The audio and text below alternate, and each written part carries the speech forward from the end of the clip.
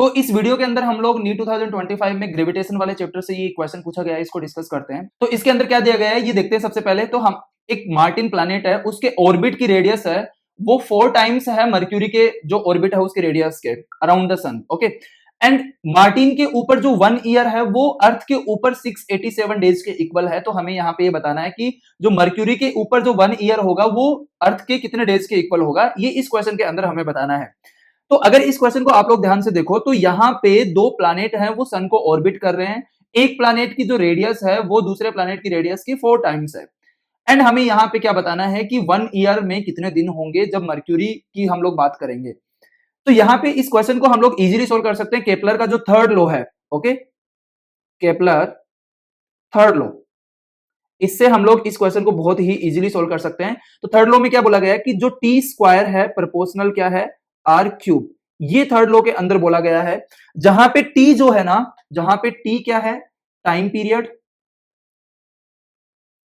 Time period, and R यहां पे क्या है radius of orbit, radius of orbit. इस क्वेश्चन को बहुत इजीली आप लोग सोल्व कर सकते हैं। तो अगर यहां पे हम लोग लिखें तो जैसे मान लेते हैं कि जो मार्टिन है ना उसकी रेडियस को मैं R1 मान लेता हूं एंड मर्क्यूरी की रेडियस को मैंने क्या मान लिया R2।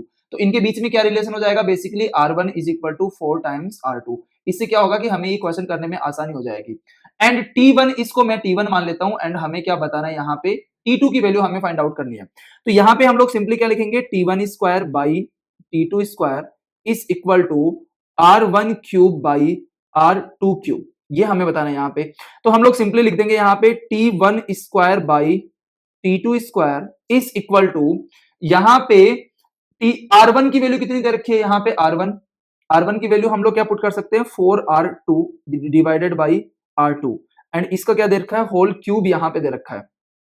तो R2 से R2 कैंसिल हो जाएगा, हम लोग सिंपली इसको क्या लिख सकते हैं 2 रेज टू 2 इंटू 3, ये हम लोग सिंपली यहां पे लिख सकते हैं।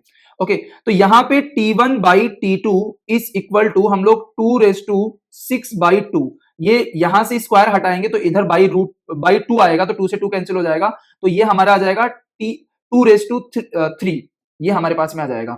तो यहाँ पे T1 की वैल्यू कितनी दे रखी है, T1 की वैल्यू सिंपली हमें क्या कितना दे रखा है 687 divided by T2 is equal to 8, 2 raise to cube कितना हो जाएगा 8।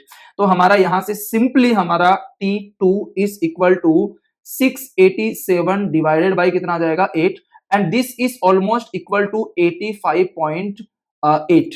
ओके, अब देखो यहाँ पे डेज, यहाँ पे ये वाला ऑप्शन में नहीं है लेकिन इसका नियरेस्ट जो देखा है, इसका नियरेस्ट ऑप्शन जो दे रखा है यहाँ पे वो कितना दे रखा है 88 डेज। तो हमारा ये आंसर हो जाएगा 88 डेज। ओके, आई होप आप लोगों को ये वाला क्वेश्चन समझ में आया होगा। इसी ग्रेविटेशन वाले चैप्टर से एक और क्वेश्चन पूछा गया है, उस क्वेश्चन को हम लोग नेक्स्ट वाले वीडियो में डिस्कस करेंगे। अगर आपको ये वाला वीडियो अच्छा लगा है तो आप इस चैनल को सब्सक्राइब करो एंड इस वीडियो को लाइक करो।